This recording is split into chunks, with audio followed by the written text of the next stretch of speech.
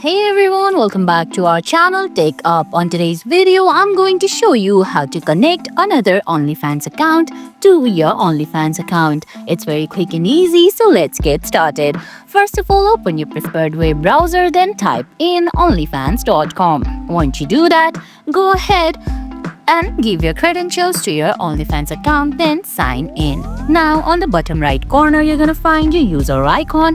Tap on it, then look for the drop-down menu beside your username. Now select add another account, then they're gonna ask you for your OnlyFans account that you want to connect. Go ahead and type in the username of the another OnlyFans account, then give the password, then tap on login. Once you do that, it's gonna send you a verification code on your email. Open your email, copy the code, then paste it, then tap on send. Once you do that, you'll successfully connect another OnlyFans account to your OnlyFans account. And guys, that's it. That's how you connect to OnlyFans account. I hope you found this video helpful. If you did, please give it a thumbs up, leave a comment, subscribe to our channel and hit that bell icon. See you in the next video. Thanks for watching.